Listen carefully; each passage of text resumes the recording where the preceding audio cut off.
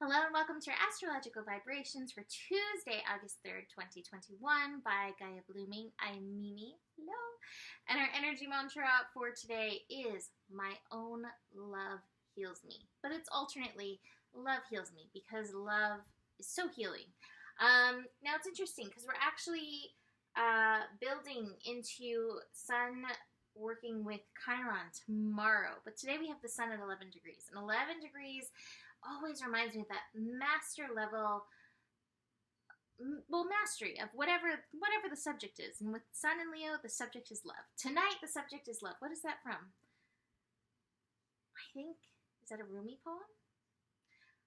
It might be Rumi or Hafiz, I'm not sure. But anyway, today, the subject is love.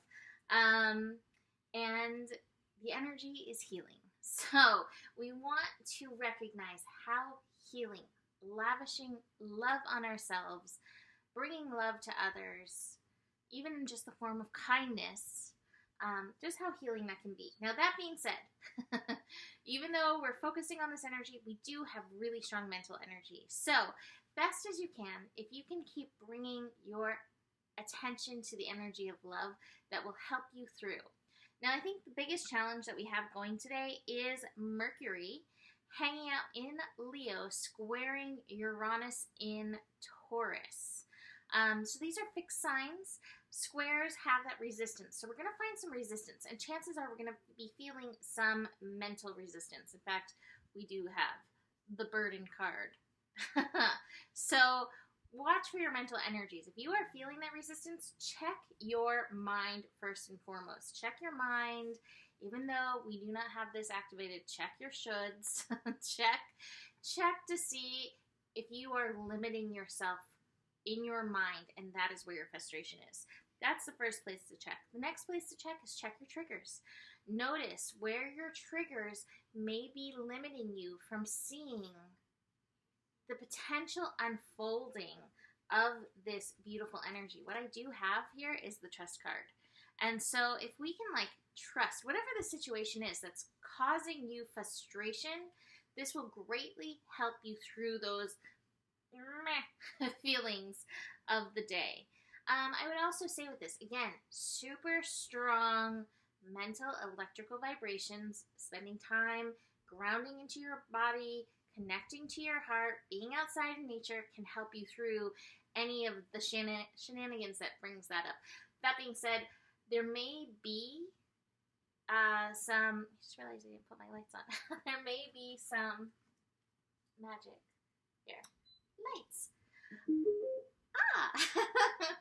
There may be some Mercury shenanigans. You may find some issues with technology popping up with this square, with this interaction. So do be aware of that, and hopefully it'll be something easy to fix or pass through easily. But anytime we have Mercury and Uranus connecting, mischief and mayhem. Besides that, we have the moon making all of the rest of the connections through the day. The moon in Gemini. So again, the moon in Gemini is bringing forth our mental energy. It's spiking our mental monkeys. And we gotta make those parameters. So, moon in Gemini is connecting to the sun. That's first thing in the day, 12:30 a.m. Pacific time. It is connecting to Mercury, and it will be squaring, or the moon in Gemini is squaring Venus and also Neptune. That moon square Neptune is actually the one I'm most curious about. That's at the end of the day. I have to say, my dreams have been so off the charts. Last night's was like a movie.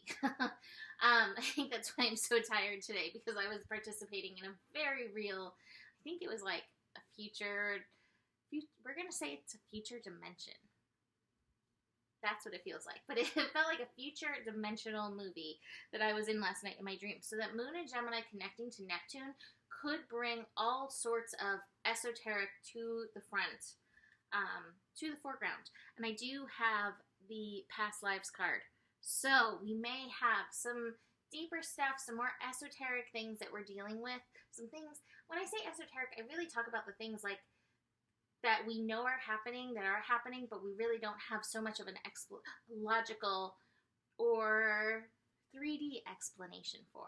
So do recognize things like that may be popping up, especially like in dream time and especially later in the day.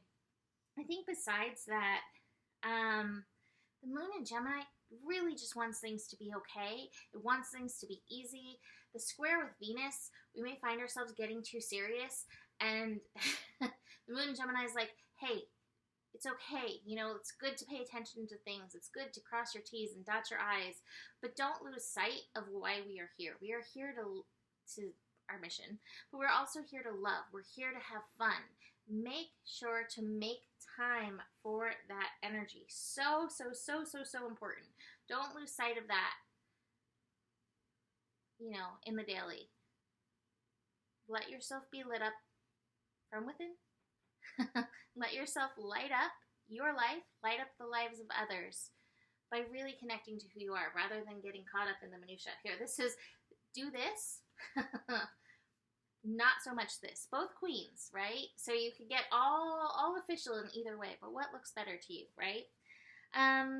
Moon connecting to Mercury, again, super stimulating energy overall, but again, we can harness the power of our mind and what happens when you align it with the power of love. So it's overall, I think, a good day. Maybe a few little meh. Try not to let yourself get too overstimulated and keep connecting to love. So, besides that, I'm going to leave that here. You can book a reading with me if you would like to dig into your own personal chart. Email me for that, mimiclark@gmail.com. Besides that, the better it gets, the better it gets. There's more than enough love in the world for you. You have the power, and stay curious. Namaste.